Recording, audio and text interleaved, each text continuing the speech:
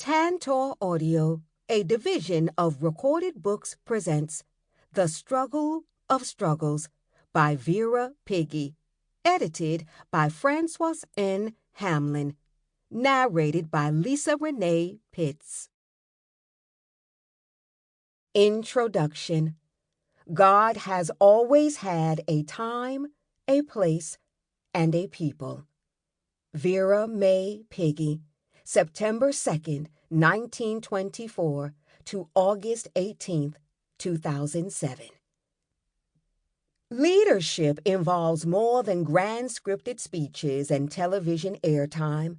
Grassroots leaders often go unnoticed beyond their communities, yet without them, figurehead leaders would not have a platform. Mrs. Vera May Pigee identified herself as a businesswoman, mother, and leader who worked to build local and statewide movements in Mississippi long before college-aged students came to the state to assist and propel activities forward in the 1960s.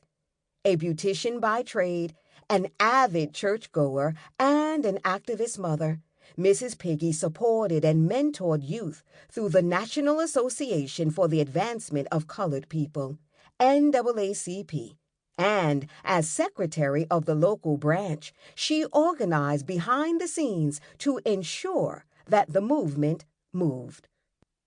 Grassroots leadership like Mrs. Pigee's hides in plain sight in photographs or in documents, as the media does not necessarily name those beyond the focal figure in their narrow frame, nor does it perceive ordinary people as newsmakers, even though they organize the newsworthy events.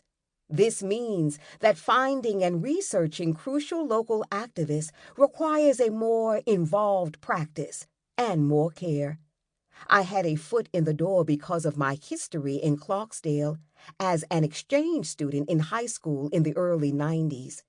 A former teacher invited me into her classroom, where I learned of students' grandparents involved in activities in the 1960s. I found Mrs. Pigee after conducting quite a few interviews in Clarksdale as a second-year graduate student. Her name kept coming up in conversations, but I had never read about her in the then few books that existed about Mississippi's movements. Once someone finally gave me her phone number in Detroit, Michigan, I called her and received an immediate reprimand that half the people I had talked to had no business claiming a place in the history of the civil rights movement. She revealed a compellingly complex and rich story. I eventually traveled to Detroit during my spring break in my first dissertating year, 2000, to meet her in person. And while I spent the week in her home talking to her extensively, she also watched me closely to determine whether I could be trusted. I respect that hesitancy. Why should she or anyone else gift her story to a stranger, and one with an accent and enrolled in a fancy East Coast university? From her, I learned about being a historian and a scholar, and the ethics of the work that I wanted to conduct, write about, and teach. This work takes time. It takes an investment in people to learn about them, to learn from them. Time. As scholars, we have precious little of it, and it is all too easy to sit with someone for a couple of hours with a tape recorder and leave thinking that you have the full story. I learned that extraction of this kind does harm to the histories written and to those whose stories scholars collect and often misrepresent. I ultimately wanted to write a history in which the people who had given me their stories could recognize themselves. I had a personal investment in the people with whom I went to high school who had no clue about their local history and who took for granted that their grandparents had desegregated the very building in which we studied. Our state-supplied history textbooks inadequately addressed slavery and the coverage of the mass movement for civil rights, which was long and bloody in Mississippi, focused primarily on out-of-state leaders. Once I had met Mrs. Pigee and understood her immense role in the Clarksdale story and beyond, I found more material to corroborate her story. The traditional archives hold organizational papers, more top-down information, from government sources to national civil rights organizational papers to a few personal collections of those involved in them. Individuals do emerge in the traditional archives, but it becomes more challenging to find the nuances of Black leadership, or those who did not leave papers, or how women led, or how local people used national resources for their own local use. The traditional archives hide such imperative details. Indeed, while researching the NAACP in Mississippi for what became Crossroads at Clarksdale, the Black freedom struggle in the Mississippi Delta after World War II, I spent time at the Library of Congress looking for the Black women, particularly Mrs. Pigee. Her name rarely appeared.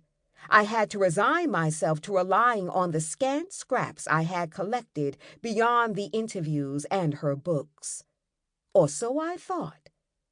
Mrs. Pigee literally left her mark all over the archives.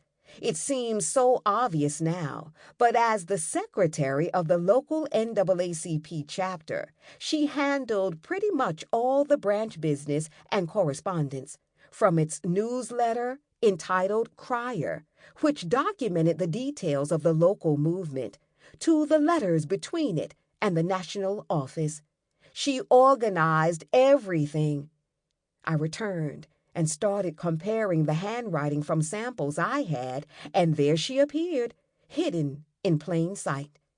Given the many conversations I had with her in person, I could triangulate events, people, places, and campaigns, but also focus on how she assessed her own life's work.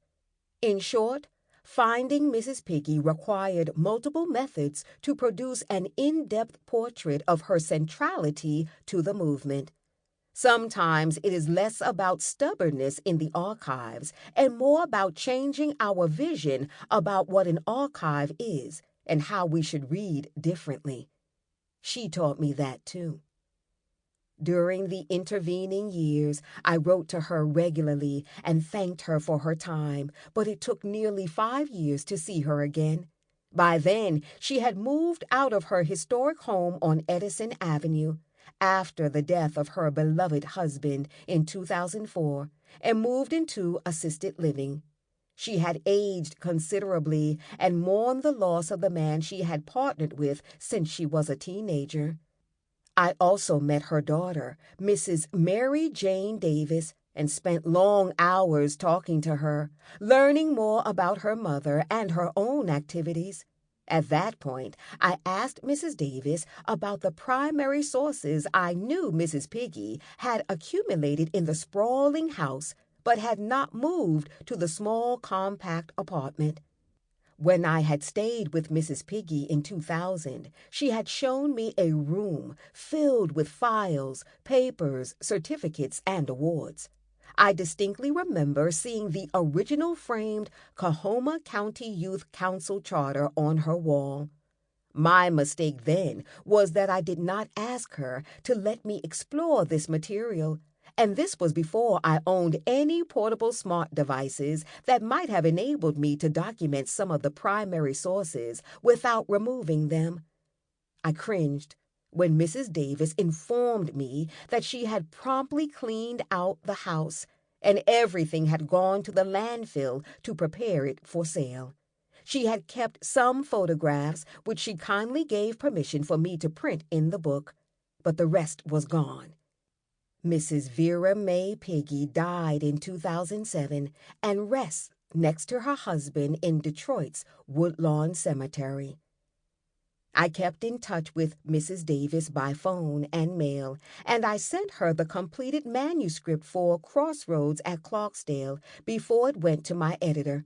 Her approval and confirmation that I had represented her mother fairly and accurately encompassed my ethics of care. With her blessing, the book went to the press, and she received one of the first printed copies.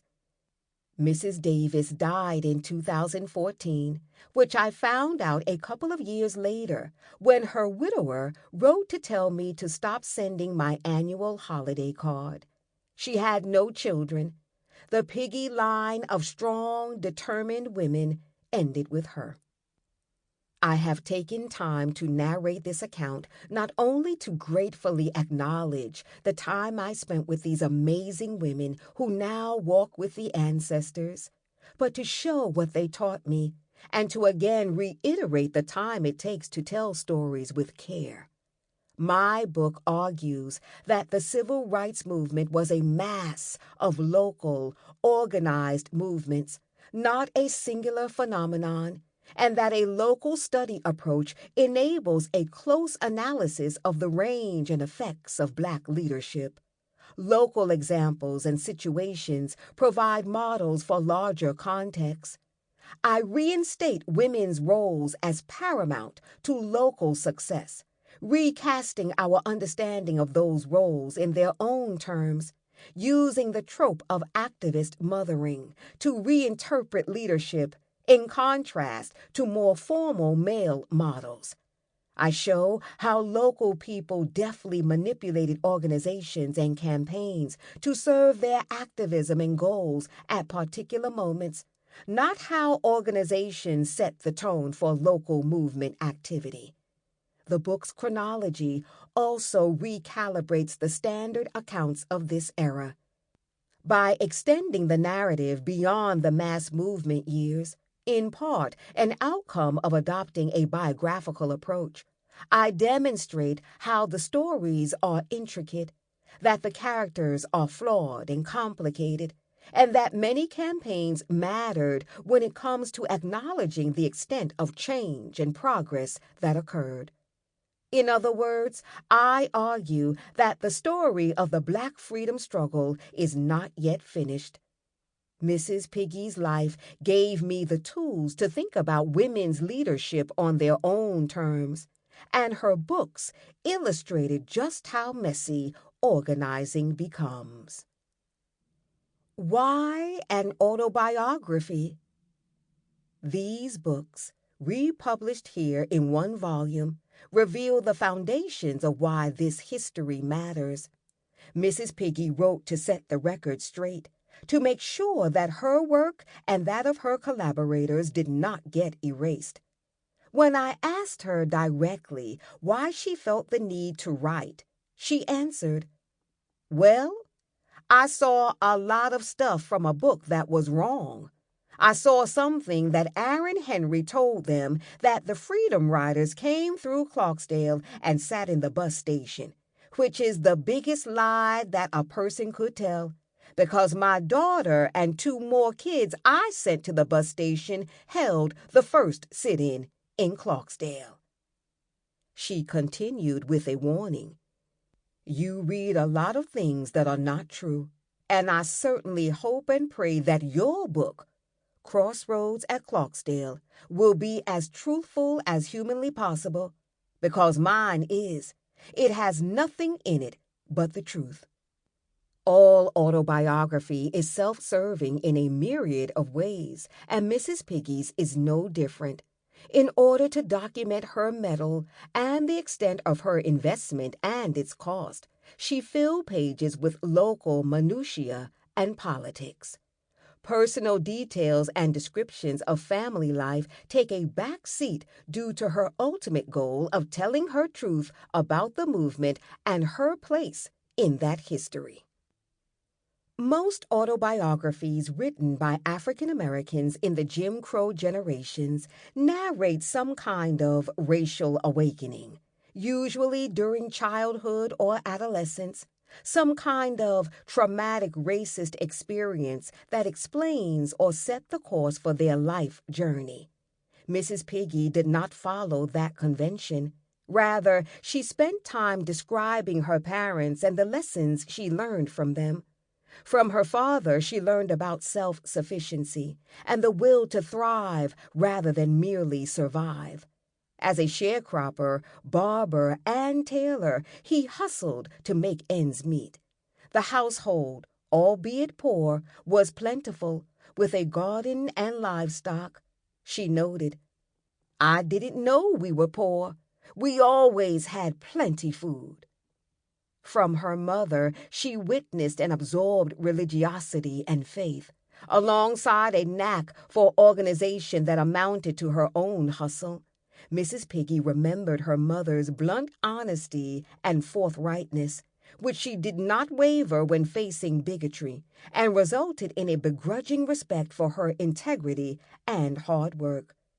So, although Mrs. Pigee chose to stay with family in her early years, rather than take the opportunity to attend high school in Philadelphia, she multiplied the gifts inherited from her parents.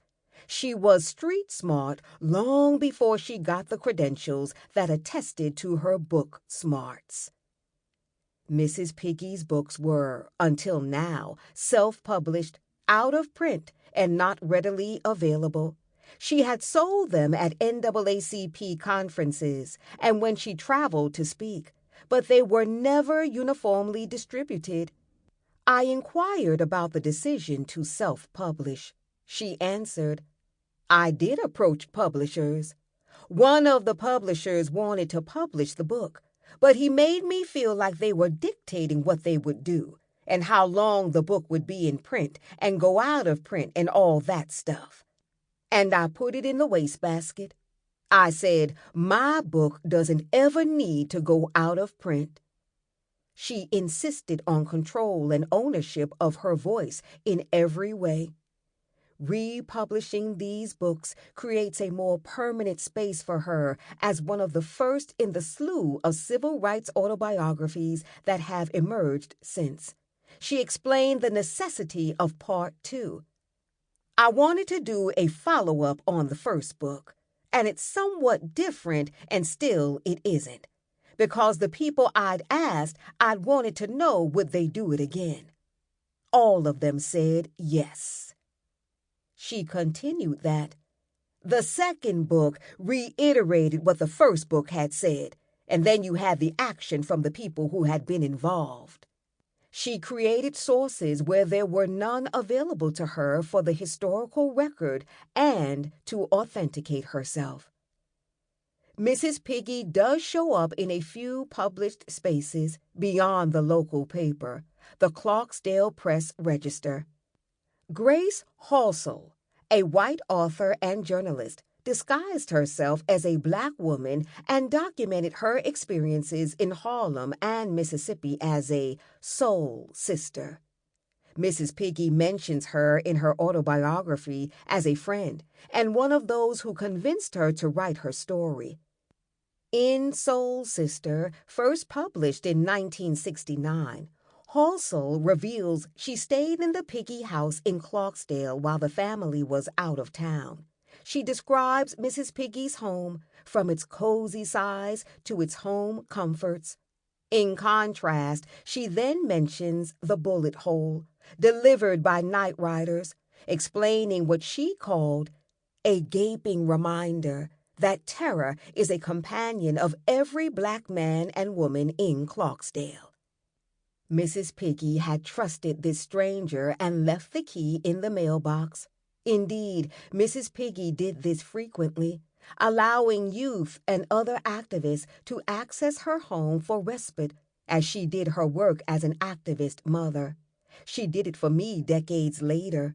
She confirmed that her home served as a central meeting place for NAACP workers, too, and that her daughter got used to sleeping on the couch to accommodate guests, noting, "And they'd say that the NAACP told me when I get here to call you. So that was the way we lived." She chuckled. "And sometimes I'd go home and I'd hear the air conditioning running, and I knew my husband would be at work and I'd be at work, but they'd be up in there having a meeting, the lawyers from Jackson. They all came to my house." Sexism and the expectation that men led the movement also motivated Mrs. Pigee's autobiographical endeavors. Her image appears in photographs illustrating civil rights activities, with her name often misspelled or completely missing. For example, the February 14, 1962 issue of Jet magazine has a photograph of her, Reverend Willie Goodloe, and Aaron Henry, alongside aid supplies for distribution by the committee she co-directed, captioned, "With Vivian Piggees," and crediting Aaron Henry for the campaign. It is not surprising, then, that she might feel the need to correct the record. The audience for her books, therefore, consists of those interested in the local movement history, those in Clarksdale, and those less familiar with the copious details she includes to document her role at the center of the local movement. The specifics mirror the depth and breadth of her activism and illustrate the messiness of local movements. Yet for readers unfamiliar with Clarksdale's movement, her narrative does not move chronologically and does not provide a clear view of events and people over time. For this reason, this republication includes a brief timeline organized around and from the text to orient new readers. Contextualizing the autobiography. I have used Mrs. Pigee's autobiography in undergraduate classes several times over the years as a primary source document by a Black woman at the local level. Students are often taken aback by her bluntness and what they deem an emasculating view of many of the men she encountered. Context then becomes important. In the world of autobiography and biography, Alex Haley's groundbreaking book, Roots, published in 1976, garnered enough attention for Mrs. Pigee to mention it to authenticate her own work. The 70s also ushered in women's voices more forcefully, beginning with Toni Cade's publication of The Black Woman, a collection of essays that includes Frances Beale's essay, Double Jeopardy. This anthology contextualizes Shirley Chisholm's run for president in 1973, where she unabashedly refused to ally solely with her race or her gender, and demanded that the electorate and her congressional colleagues deal with her as a Black woman in her entirety. Mrs. Pigee published Part 1 in 1975, the UN's International Women's Year, which followed more than half a decade of a multifaceted women's movement that saw women at the podiums, demanding safety for and control over their bodies, while also chipping away at laws and policies discriminating on the basis of gender. Although racism muted Black women's voices on the national stage, they also organized to address gender inequity and the double jeopardy they faced. Mrs. Pigee always anchored her identity to her role as a mother, both to Mary Jane and the youth, and similarly began her book with her own mother. She fully embraced her femininity from the beginning of her activist life by claiming and using its strength. In July 1954, the Clarksdale Press Register reported on the 14th annual meeting of the Mississippi Independent Beauticians Association, Black Beauticians, held in Clarksdale.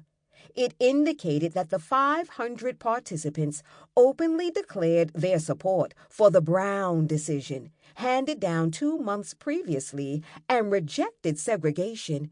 It would not be a stretch to assume that Mrs. Pigee attended that meeting and probably had a hand in its organization.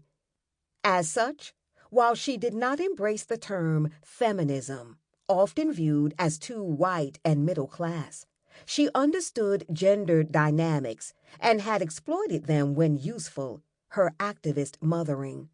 But by the point when she wrote the book, she had felt the bite of sexism in the movement's memorialization. By the mid-70s, the few books that existed on the civil rights movement focused primarily on Dr. Martin Luther King Jr.'s life and legacy, or men who had later risen up the ranks of government or the private sector once the mass movement began to ebb and the Black freedom struggle moved into a different phase with the next generation.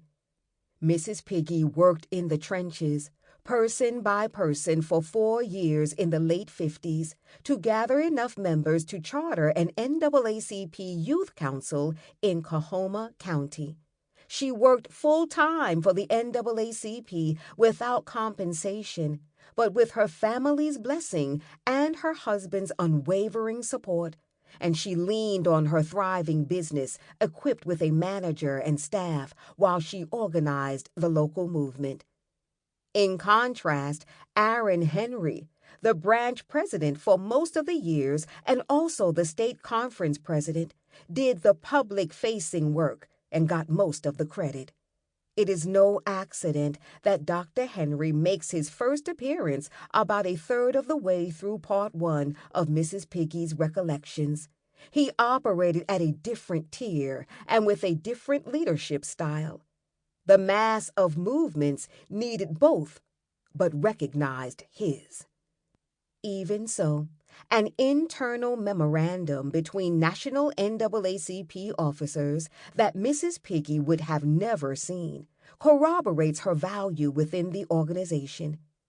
In 1963, Calvin Banks, NAACP program director, wrote to Executive Secretary Roy Wilkins about Mrs. Pigee's visit to New York that May to appeal to the Independent Community Improvement Association and the National NAACP Office for Emergency Relief.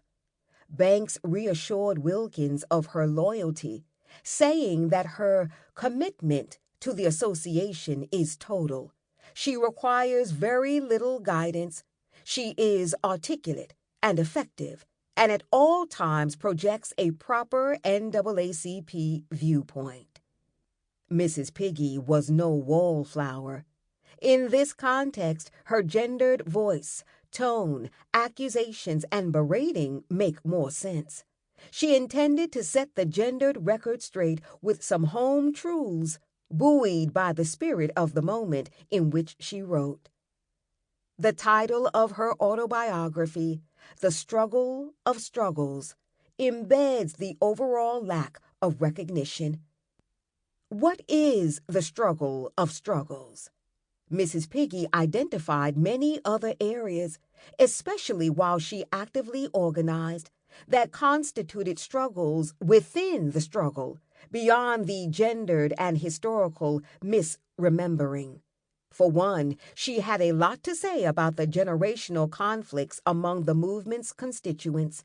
Readers might find her scolding of the younger generations surprising and heavy-handed, but in the context of her organizing and mentoring youth in Mississippi in the 50s, when Black people died for less, she deserves some grace.